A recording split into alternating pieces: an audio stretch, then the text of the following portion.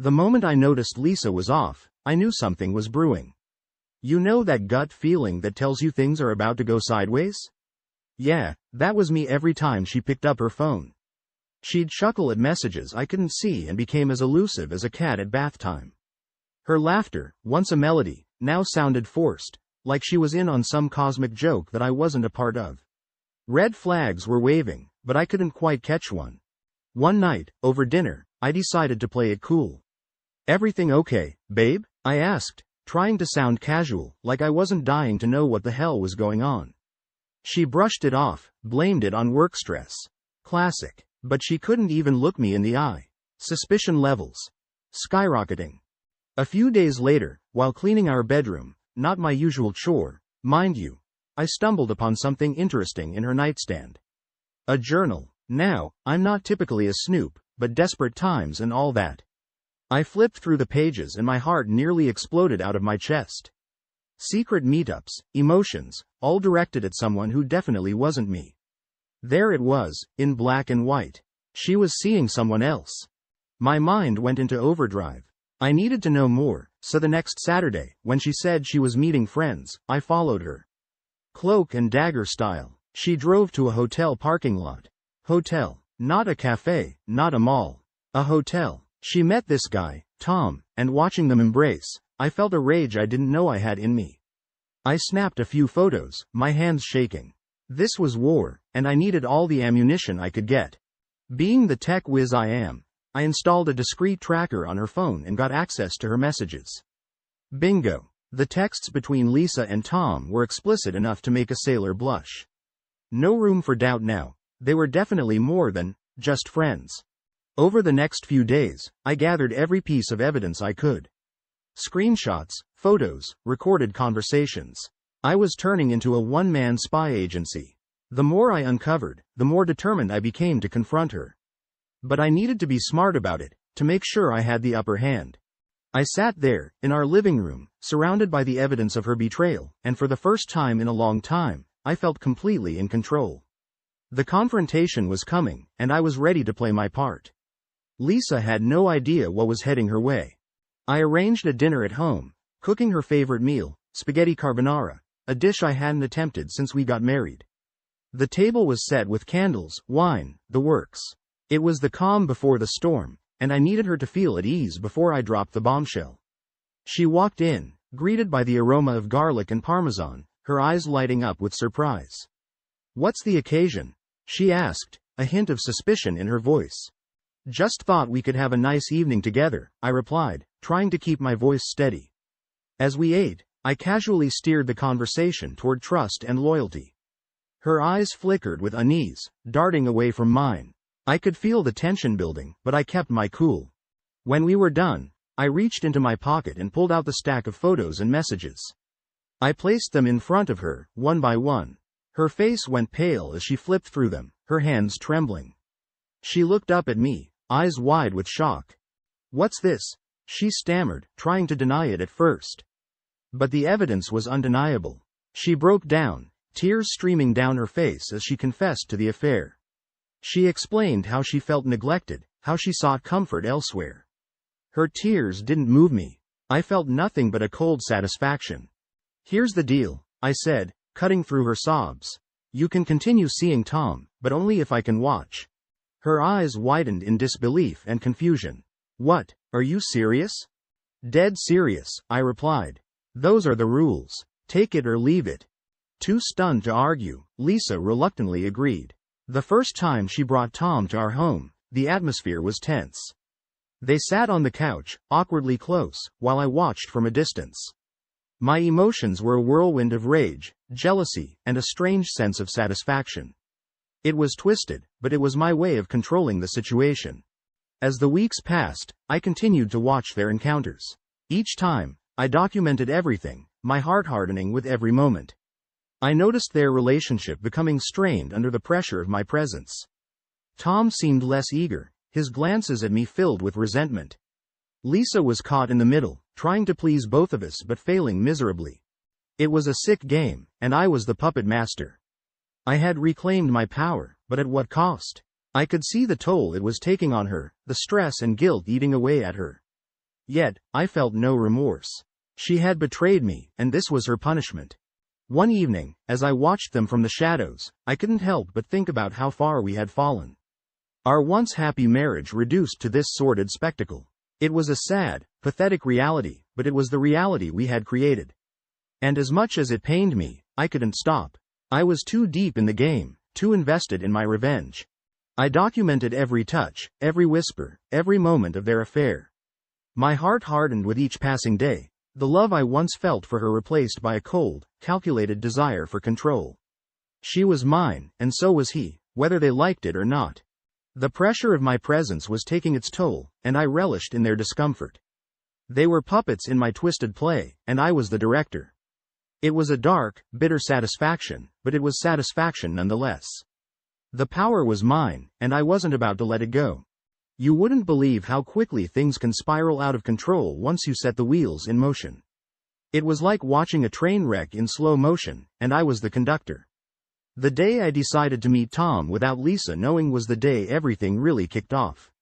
We met at a cafe, the kind where nobody pays attention to your business. He walked in, all nerves and twitchy glances.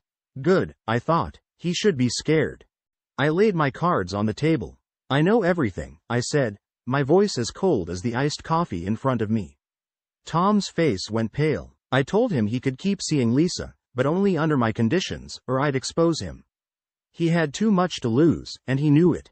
Reluctantly, he agreed. Our uneasy alliance was born right there over bad coffee and stale croissants. With Tom in line, I escalated the situation. More frequent meetups, more pressure. It was fascinating to watch their relationship crack under the strain. The tension was palpable, and I thrived on it. I pushed the boundaries, orchestrating their encounters like a twisted symphony. The more they struggled, the more I felt in control. To add another layer of complication, I started involving some of my close friends in the observations. They didn't know the full extent of what was going on, but they knew something was up. Their presence added another level of pressure to Lisa and Tom's already strained interactions. It was like having a live audience for my dark little drama. During a social gathering, I couldn't resist dropping a few subtle hints about the affair to a couple of acquaintances. The gossip mill started turning, and soon enough, the whispers reached Lisa's ears.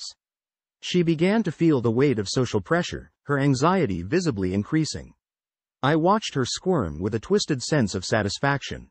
Then, I discovered Tom was married. Jackpot. I contacted his wife, Sarah, anonymously, of course. I sent her the evidence, photos, texts, everything. Watching from the sidelines as her world imploded was almost too good to be true. I felt a sick sense of justice, like the universe was finally balancing the scales. As Tom's marriage fell apart, his interactions with Lisa grew more erratic. He blamed her for the mess, and their relationship deteriorated rapidly. Lisa, desperate and confused, turned to me for support.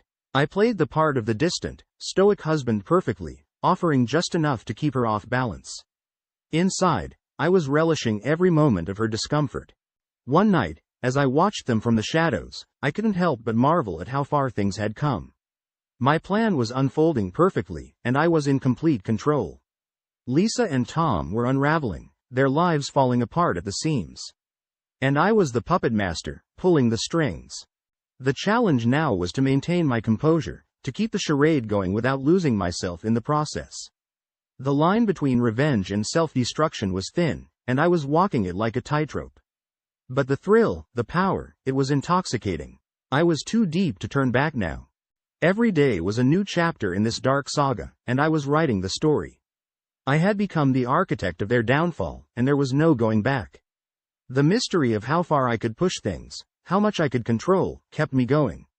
It was a dangerous game, but it was my game. And I intended to win. When Lisa's ex-boyfriend, Mark, popped back into her life, it was like the universe had handed me a gift. He reached out to her, playing the sympathetic ear she so desperately needed. I saw an opportunity to further complicate her life and strain her relationship with Tom. Encouraging her to reconnect with Mark was an easy sell. She seemed to grab onto his attention like a drowning person clutching at a lifeline. Mark's presence added a delicious new layer of complexity. Lisa started finding solace in him, and predictably, Tom grew increasingly jealous. Watching the dynamics shift was like watching a live soap opera, only better because I was the one pulling the strings. Poor Mark, he had no idea he was just another pawn in my twisted game. Lisa juggled her time between Tom and Mark, trying to keep both relationships a secret from each other. It was a delicate balancing act, and the stress of it was clearly taking its toll on her. She was a mess, barely able to maintain her composure, and I loved every second of it. Each frantic excuse, every hushed phone call, it was all evidence of her unraveling. But I wasn't done yet. I dug deeper into Tom's background and struck gold. Turns out, Mr. Perfect was knee-deep in some shady business deals. Armed with this new dirt, I confronted him again. I demanded he end things with Lisa or I'd expose him. He had no choice but to comply. Watching him squirm was almost as satisfying as the day I first caught them together. Tom broke things off with Lisa, citing the complications in his life. She was devastated, of course. I played the role of the supportive husband, pretending to console her while feeling nothing but triumph inside. One phase of my plan was complete. I was getting closer to breaking her entirely. I suggested we try to rebuild our relationship, fake tears and all. Therapy, couples activities, the whole 9 yards. Lisa, desperate for some semblance of stability, agreed. Our sessions were a facade, a way for me to tighten my grip on her. The therapist bought my act, and Lisa was too broken to see through it. Then came the inevitable. Mark discovered the affair between Lisa and Tom. He confronted her, feeling betrayed yet again. Their relationship ended abruptly, leaving Lisa isolated and vulnerable. She had no one left but me, exactly as I had planned. As I watched her crumble, I couldn't help but reflect on how far things had come. This whole ordeal had turned me into someone I barely recognized. A puppet master, controlling every aspect of her life, savoring her misery. There was no turning back now. The thrill of the game had consumed me, and I wasn't about to let it go. Every day was a new challenge, a new twist in this dark tale. Lisa's life had become a maze of lies and deceptions, and I was the architect. The mystery of how much more I could push her, how much further I could go, kept me going. It was a dangerous game, but it was mine, and I intended to see it through to the bitter end. Lisa was alone now, more isolated than ever. With Tom and Mark out of the picture, she had no one left. Perfect. I limited her interactions with friends, always coming up with some excuse or another. We need some us time, I'd say, or, they don't really care about us. Slowly but surely, her support network dwindled until I was all she had. It was almost too easy. In our therapy sessions, I played the part of the wounded husband flawlessly. I painted myself as the victim, gaining sympathy from the therapist. Every session, I'd manipulate the conversation, turning it back to how her actions had hurt me. Lisa, guilt-ridden and desperate to make amends, bent to my will. She was like putty in my hands, and I molded her to fit my narrative perfectly. Next, I took control of our finances. Let me handle the money, I told her. You shouldn't have to worry about that on top of everything else. She trusted me completely, unaware of my true intentions. I limited her access to funds, making her increasingly dependent on me. Every financial decision went through me, cementing my hold over her even more. The public humiliation was the cherry on top. During a work event, I subtly dropped hints about her past indiscretions. Colleagues started gossiping, and her reputation took a nosedive. She turned to me for comfort, not realizing I was the one who orchestrated the whole thing. It was like watching a beautifully crafted plan come together, piece by piece. I then gave Lisa an ultimatum. Either she fully committed to rebuilding our marriage under my conditions, or I'd expose her affair to everyone. Terrified, she agreed to my terms without hesitation. It was almost laughable how easy it was to manipulate her. She was so desperate to keep everything from falling apart, she never questioned my motives. I suggested we relocate to a new city for a fresh start. A change of scenery will do us good, I told her. She agreed, hopeful it would help us heal. In reality, it was just another way for me to isolate her further from familiar surroundings and people.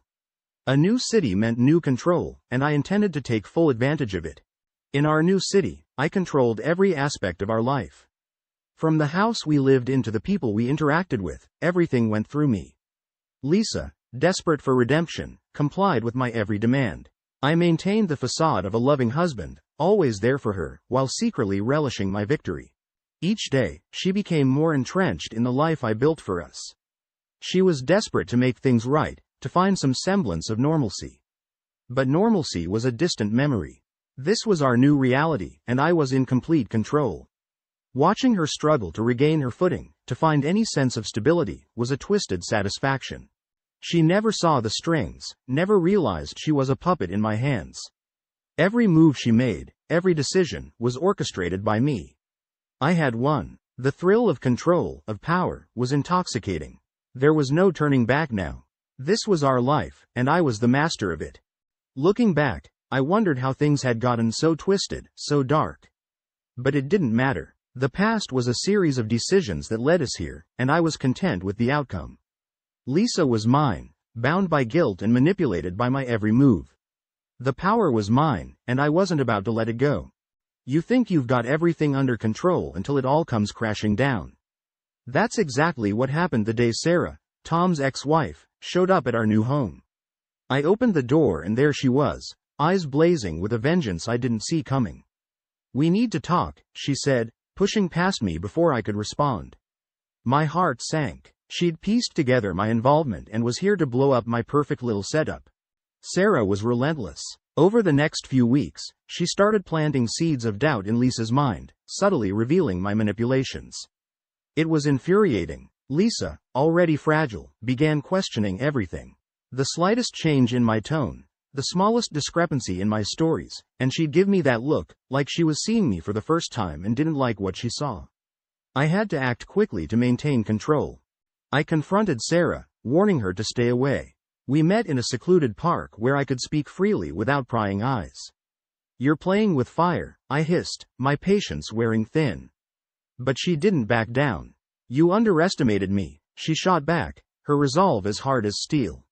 The tension was palpable, and I realized I'd seriously underestimated her resolve. This wasn't going to be easy.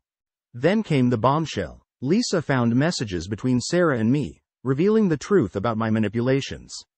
I'll never forget the look in her eyes when she confronted me. Gone was the broken woman I controlled. In her place was someone fierce, someone ready to fight back.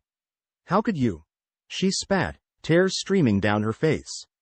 And for the first time, I had no words. Lisa packed her things and left, seeking refuge with a friend. Panic set in. My control was slipping through my fingers like sand. Desperate to win her back, I tried to manipulate our mutual friends, spinning tales of my innocence and her betrayal. But it backfired spectacularly. They sided with her, leaving me isolated. Then came the legal battle. Lisa filed for divorce, presenting all the evidence of my manipulations. Courtroom days were a nightmare, watching as my carefully constructed world began to crumble. I was losing, and there was nothing I could do to stop it. Sarah and Lisa teamed up, their revenge unfolding with brutal precision. They exposed my actions to our social circle, and I became a pariah overnight. The fallout was swift and merciless. I lost my job, my reputation, everything I'd worked so hard to maintain. It was all gone, destroyed by the very people I'd tried to control. Sitting alone in my empty house, the silence was deafening. Everything I'd built, all the power I'd wielded, had turned to ashes. And the irony wasn't lost on me. I had orchestrated their downfall, and in the end, they had orchestrated mine. It was a bitter pill to swallow, but there was no escaping the reality of my own making. Revenge, it turns out, is a double-edged sword. And I'd cut myself deeper than anyone else. Losing everything was a wake-up call I never expected. With my reputation in tatters and no job prospects, I packed my bags and moved to a small town. It wasn't much, but it was a place to start over. I took a low-paying job at a hardware store, just enough to keep a roof over my head and food on the table. The ghosts of my past actions haunted me every night. I'd lie awake, staring at the ceiling, replaying every manipulative move I'd made. The satisfaction I once felt was gone, replaced by a hollow emptiness. I had become a monster, and now I was paying the price. The silence was deafening, and the isolation was my penance. One day, while grabbing a coffee at the local cafe, I ran into Mark. Of all people, he looked happy, genuinely content with a new partner by his side. We exchanged a few civil words, a far cry from our previous interactions. The unspoken tension hung in the air, but there was a strange sense of closure in that brief conversation. He'd moved on, and so should I. Slowly, I began to find solace in simple things. I picked up woodworking, something I'd never had the patience for before. The rhythmic motion of carving and shaping wood was therapeutic, a way to channel my thoughts. I made a few genuine friendships, people who knew nothing of my past. They saw me as I was now, not who I had been. It was refreshing and gave me a glimmer of hope. Maybe, just maybe, I could rebuild. Through the grapevine, I heard that Lisa had thrived. She'd found success in her career and seemed to be living her best life. Free from my shadow, she had flourished. It was a bitter pill to swallow, knowing she was better off without me, but a part of me was glad for her. She deserved happiness, and I had no right to take that away. Then, out of the blue, Sarah reached out. She wanted closure, a final conversation to put everything to rest. We met for coffee, and for the first time, I apologized sincerely. It didn't erase the past, but it was a step towards healing. She listened, nodded, and finally, we parted ways with a sense of understanding. It was strange, but it felt like a weight had been lifted off my shoulders. Brick by brick, I started to rebuild my life. It wasn't easy. The road was long and arduous, filled with self-doubt and regret. But I embraced my mistakes, using them as lessons. I learned to live with my regrets, striving to be a better person every day. The simple life I now led was a stark contrast to the chaos I had created, but it brought a semblance of peace I hadn't known in years. As I looked back on everything, I realized that revenge had consumed me, leaving a trail of destruction in its wake. My journey towards redemption was far from over, but I was determined to see it through. Every day was a new chance to make amends, not just to those I'd wronged, but to myself. The path to forgiveness was long, but for the first time, I was willing to walk.